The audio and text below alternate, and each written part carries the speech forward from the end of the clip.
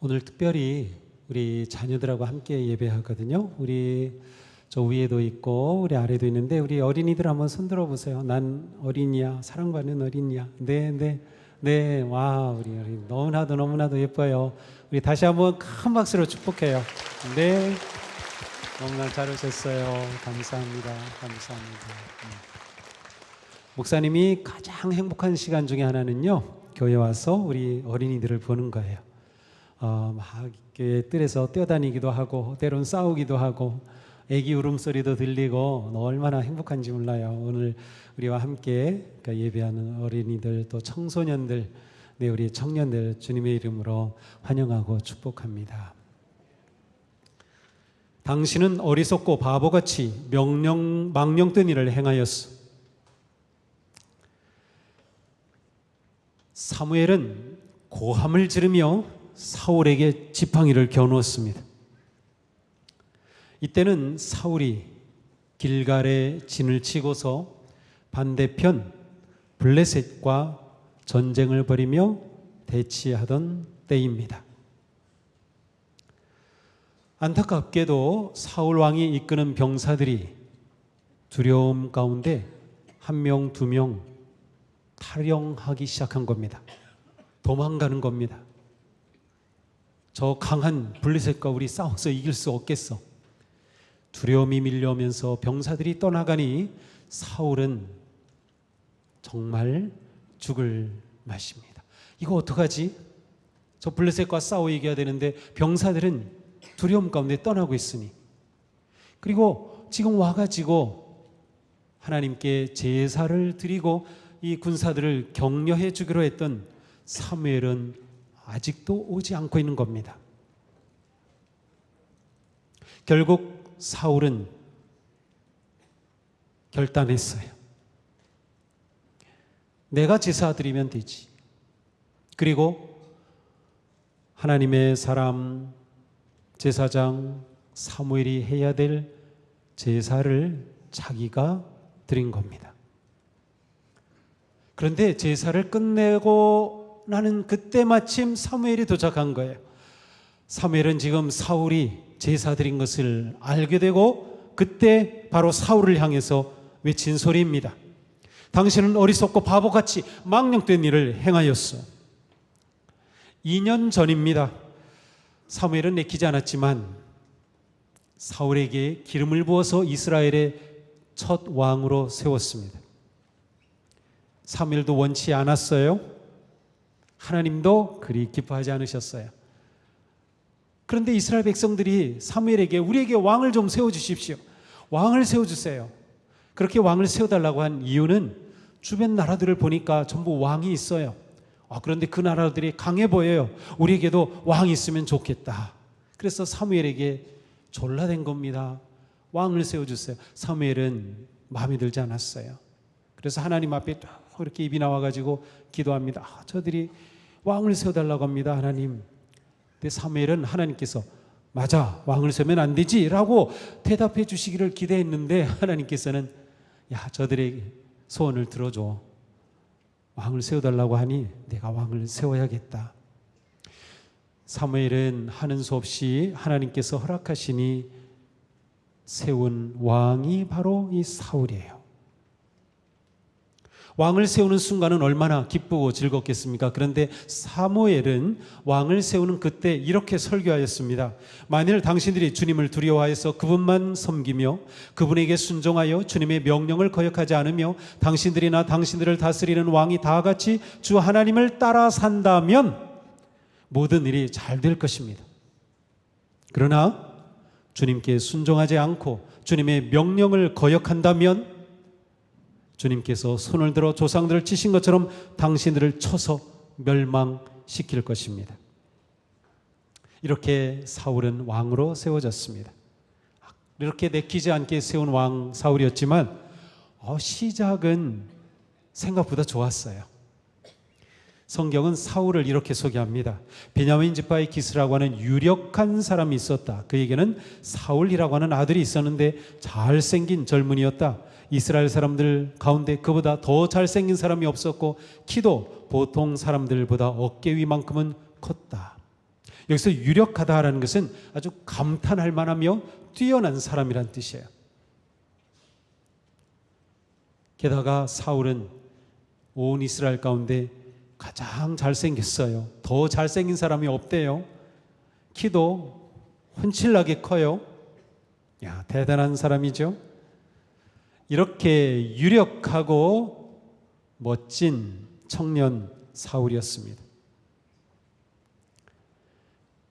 사무엘이 이 사울에게 하나님이 너를 왕으로 세우시게 하였다 라며 그를 왕으로 세우고자 하는 뜻을 전하였을 때 사울이 이렇게 말합니다. 저는 이스라엘 지파들 가운데서도 가장 작은 베냐민 지파 사람이 아닙니까? 그리고 저희 가족은 베냐민 지파의 모든 가족 가운데서도 가장 보잘것없는데 어찌 저에게 그런 말씀을 하십니까? 오우, 사울 괜찮은 사람이에요. 그렇지, 내가 왕이 돼야지. 그런 게 아니고요. 아니, 저같이 약하고 부족한 사람이 어찌 왕이 됩니까? 라면서 아주 겸손했어요. 사실 이 사울은 굉장히 내성적이기도 했고요. 부끄러움도 많이 탔어요. 그래서 제비 뽑아서 사울이 딱 걸렸는데 사울을 찾으니 안 보여요. 저 괴짝 뒤에 숨어 있는 거예요. 그렇게 사울은 겸손하였어요. 이러한 모습을 본 사무엘은 마음이 좀 놓인 것 같습니다. 그래, 그러한더라면 내가 왕이 되어도 하나님이 왕이신 것을 잊지 않겠지. 이스라엘의 왕은 하나님이시라는 것을 너는 잊지 않을 것 같구나 하면서 이 사울에게 축복의 말을 해줍니다. 내게는 여호와의 영이 크게 임하리니 너도 그들과 함께 예언을 하고 변하여 새 사람이 되겠다. 이 징조가 내게 임하거든 너는 기회를 따라 행하라. 하나님이 너와 함께 하시느니라. 자, 이렇게 왕이 된 사울이었습니다. 그런데 2년이 지난 지금 사울은 블레셋과 대치하고 있었고 국가적인 위기를 만난 것입니다. 바로 이 순간에 사울이 불순종과 교만으로 하나님께 번제를 드렸던 거예요. 이런 사울에게 사무엘은 치명적인 예언을 합니다. 이제는 임금님의 왕조가 더 이상 계속되지 못할 것입니다.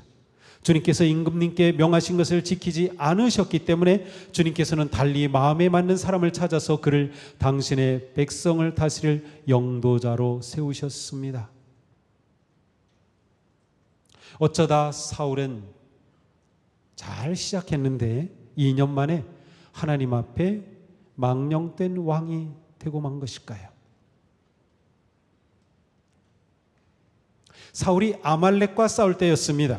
이때 이스라엘은 원래 이 전쟁에 갈지 말지 그럴 때였는데 하나님께서 사무엘에게 너희들 전쟁에 나가라, 내가 함께 해줄게 라고 말씀하셔서 사울이 출정하게 된 거예요.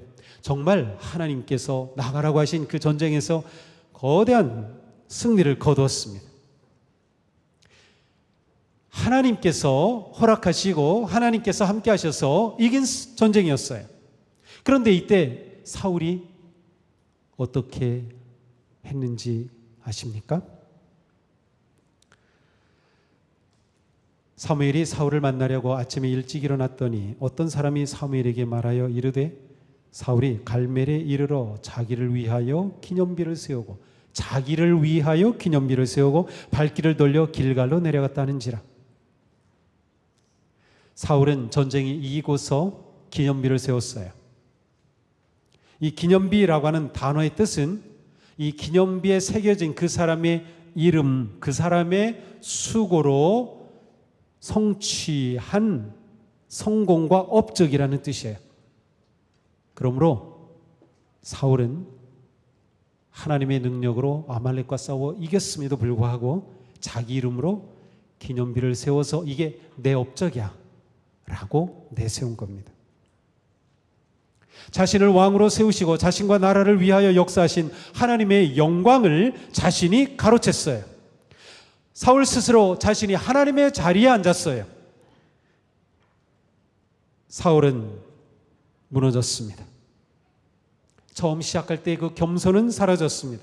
그의 결심과 헌신 사라졌습니다. 어쩌면 사울은 겸손하였지만 준비가 안 된 채 왕이 되었던 것이죠. 갑자기 추대된 사울, 결국 권력의 맛을 보더니 권력의 노예로 전락하고 말았습니다. 그는 하나님이 왕이심을 망각하였습니다. 자기가 힘이 있고 자기가 잘나서 승리한 것으로 착각하였던 것이죠. 이런 일은 지금 세상에서도 똑같이 일어납니다. 우리나라에서도 일어납니다. 우리 사회, 우리 삶에서도 일어납니다. 교회에서도 일어납니다. 리더가 교만에 빠지고 영광의 유혹 앞에 무너지면 많은 사람이 상처를 입고 고통을 겪습니다. 우리는 착각하면 안 됩니다. 우리는 조금만 남보다 잘하고 뛰어난 것이 있으면 내가 최고고 내가 잘났고 내가 옳고 내가 영광을 받아야 한다고 생각하기 쉬워요. 조심해야 합니다. 하나님의 영광을 훔치지 않도록 자신의 마음과 생각을 지키십시오. 우리는 하나님의 성품을 닮아가야지 하나님같이 되어 하나님 자리에 앉으면 안 됩니다.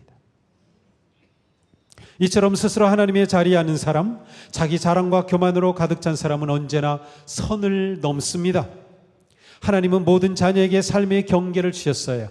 우리의 일상은 물론 교회와 세상의 삶 속에서 우리에게 주신 역할과 구역과 자리가 있습니다. 한계가 있습니다.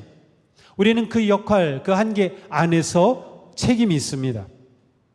블레셋과 대접전을 앞둔 사울은 떠나가는 병사들을 보면서 불안해해 어찌할 바를 몰랐죠. 그래서 사무엘이 오기 전에 자기가 제사를 드리고 말았어요. 그는 인내하지 못했어요. 참지 못했어요. 아마 사울은 이렇게 생각했을 겁니다. 굳이 이 결정적인 시간에 사무엘이 올 때까지 기다려야 할까? 내가 제사 드리면 안 돼? 나 왕이잖아. 그리고 지금 상황이 너무나도 중요한 상황이잖아. 내가 제사하면 되지 뭐. 이것이 사울의 생각이었어요. 사실 이 속에는 제사 곧 예배를 목적이 아니라 수단으로 이용하는 사울의 마음이 있었죠. 결국 사울은 하나님이 정해주신 선을 넘었습니다. 자기가 왕이 된 것은 하나님의 은혜임에도 불구하고 그 은혜를 망각하고 왕이면 무엇이든 할 수 있다고 생각하였던 거죠. 이것이 교만, 권력의 유혹입니다. 교만은 인생을 무너뜨립니다. 교만과 권력이 하나가 되면 사람의 생각과 판단력이 흐려집니다. 그 권력은 인격을 파괴합니다. 자기를 하나님의 자리에 놓는 잘못된 선택을 합니다. 자신에게 주어진 것을 넘어 선을 잡고 넘습니다.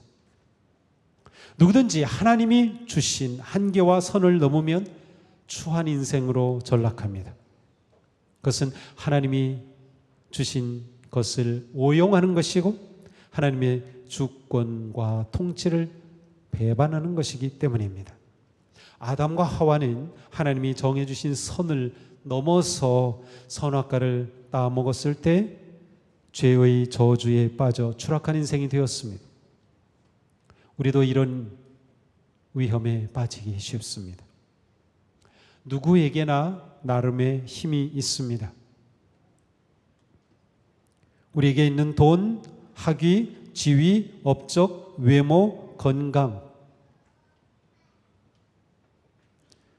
이것이 교만함이 될 때 우리는 선을 넘는 치명적인 실패에 빠지기 쉽습니다. 사울이 왕으로서 자신의 선을 넘었을 때 사무엘은 하나님이 사울의 왕권과 상관없이 떠나가셨고 하나님께서는 그를 버리셨음을 경고하였습니다. 하나님께서 여호와께서 그 마음에 맞는 사람을 구하여 그 백성의 지도자를 삼으셨느니라. 이후로 사울은 그가 비록 왕 자리에 앉아 있고 권력을 쥐고 있었지만 하나님은 그와 함께하지 않으셨습니다. 하나님의 영이 떠난 사울은 왕의 탈을 쓴 껍데기에 불과했습니다.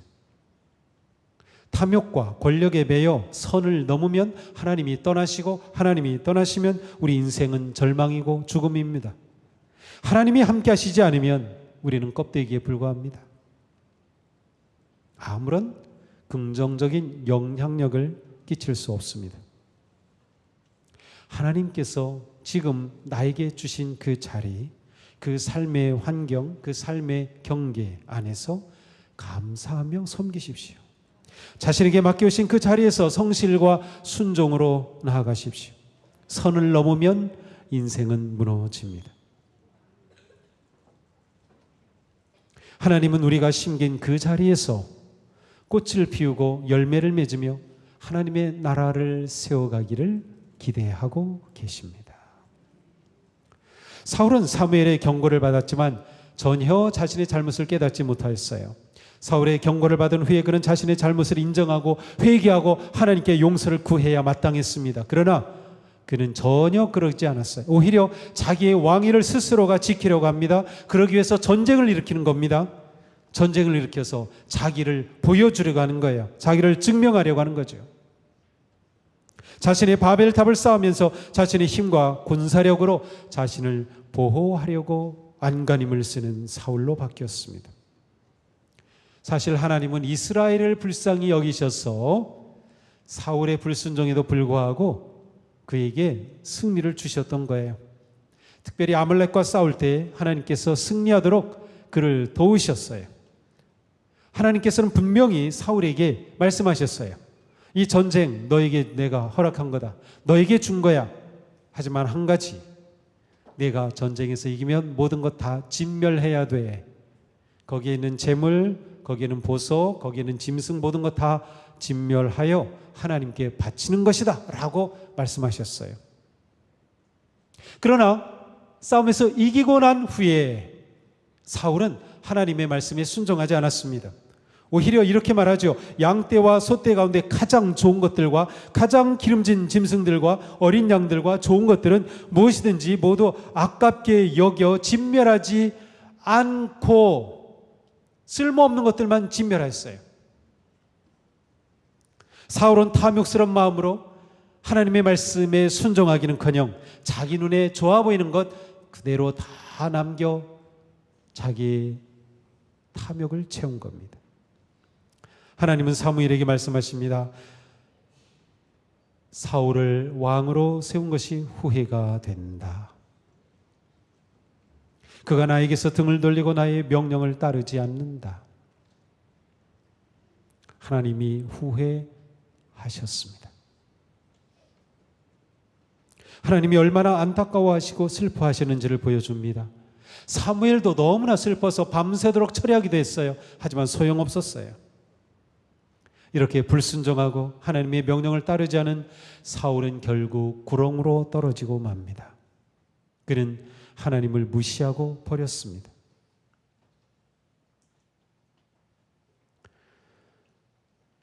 지금도 세상은 똑같죠. 오늘의 이 이야기는 3000년 전의 이야기입니다. 하지만 지금도 세상은 똑같습니다. 교만한 자들은 자신이 지도자임을 자처합니다. 하나님 앞에서 안하무인입니다. 끊임없이 권력을 추구하며 탐욕에 눈이 멀어 있습니다. 결국 국가와 사회의 법을 어기며 불순종의 길을 갑니다. 불순종은 하나님을 슬프게 하며 함께하는 사람들을 아프게 합니다. 교만으로 하나님의 자리에 자기가 앉아있는 사람은 하나님이 주신 한계와 선을 분별 없이 무시하며 불순종의 파멸로 빠지는 겁니다. 사울은 자신이 그렇게 무너지면서도 전혀 깨닫지 못합니다.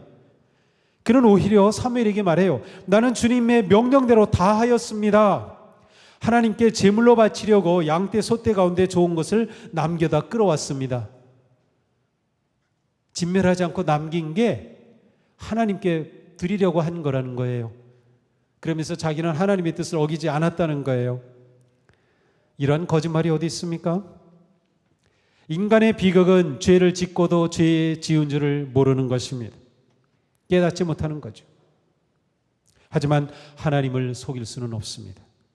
사무엘은 책망합니다. 순종이 제사보다 낫고 말씀을 따르는 것이 수대양의 기름보다 낫습니다. 거역하는 것은 점을 치는 죄와 같고 고집을 부리는 것은 우상을 섬기는 죄와 같습니다. 임금님이 주님의 말씀을 버리셨기 때문에 주님께서도 임금님을 버려 왕이 되지 못하게 하셨습니다. 주님의 말씀을 버렸을 때 주님은 사울을 버리셨습니다. 하나님이 가장 싫어하시는 것이 바로 불순종이에요. 우리가 신실한 그리스도인이 되기 원한다면 순종을 배워야 합니다. 무엇을 하기 전에 먼저 순종을 배워야 합니다. 지금 우리는 똑같은 일을 겪고 있어요. 지도자가 법을 따르지 않고 순종하지 않으니 이 사회가 이렇게 혼란하고 백성이 고통을 겪고 있습니다. 우리는 타락하고 죄와 불순종이 가득한 이 세상에서 하나님의 말씀에 순종하고 세상의 법을 지키며 바르고 정직하게 살아야 합니다. 우리는 언제나 하나님의 말씀과 뜻을 잘 따르고 있는지 자신을 살펴야 합니다.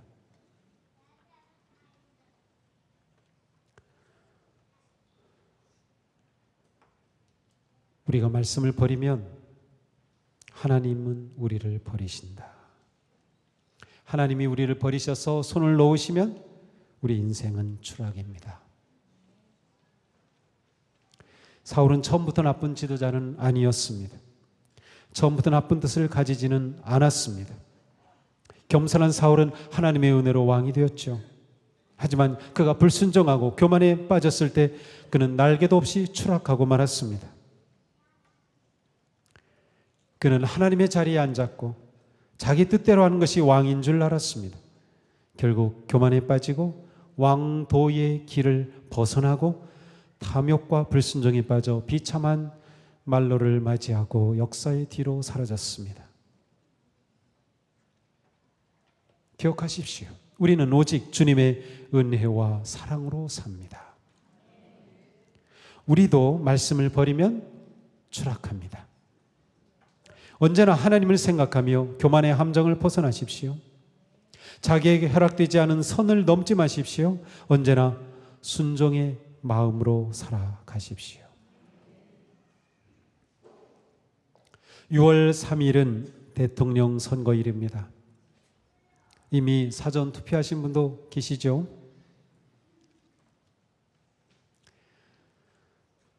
물러난 대통령이 있고요. 지금 대통령이 되겠다고 나선 후보자들이 있습니다.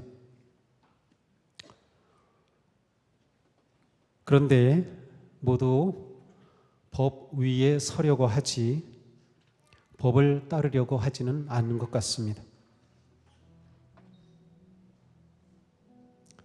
대통령이 나라 법을 어기고 제멋대로 하는데 백성이 어떻게 평안할 수 있을까요? 자기가 법 위에 있다고 생각하는 오만함이 가득한 자들입니다. 자기가 다 할 수 있듯 교만이 하늘을 찌릅니다. 선을 넘기 일쑤죠. 선 넘었다가 탄핵됐죠. 또 선 넘을 짓을 할지 모릅니다. 걱정스럽습니다. 성도님들 중에는 담임 목사는 어느 쪽이야?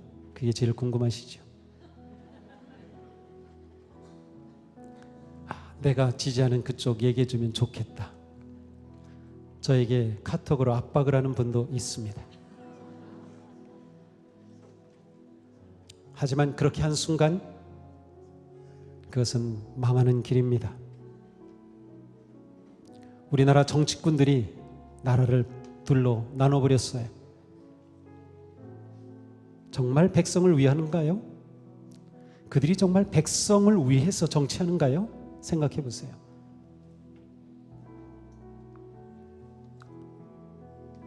누군가가 대통령이 되겠지만 대통령이 된 후에 하나님을 두려워할 수 있고, 크리스찬이 아니라면 적어도 옛날 임금처럼 하늘을 두려워할 수 있고, 자신의 분노를 잘 다스리며 정쟁에 몰두하기보다 협력하고 관용하며 국민을 수단이 아니라 목적으로 보는 그러한 대통령이 되어야 할 것이에요. 우리 좋은 대통령 만나서 행복해지고 싶지 않으세요? 우리나라 역사 속에 참 좋은 대통령 만나기가 이렇게 어렵다니. 그런데 꼭 우리나라만이 아니고 세계를 보면 다 그렇습니다. 지금 세상을 둘러봐도 다 그래요. 왜 그런가요? 그래도 초심은 나름 괜찮은데 그 자리에 앉으면 변질되기 때문이에요. 사울처럼 바뀌는 거죠.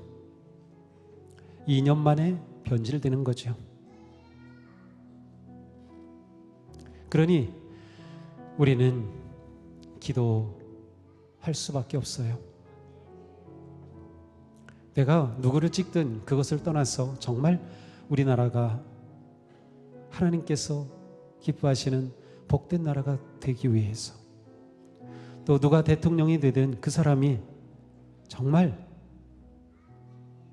말한 것처럼 백성들을 사랑하고 백성들을 섬기고 백성들을 위해서 기꺼이 자기를 내려놓을 수 있는 겸손한 대통령이 되도록 우리가 기도하는 수밖에 없어요.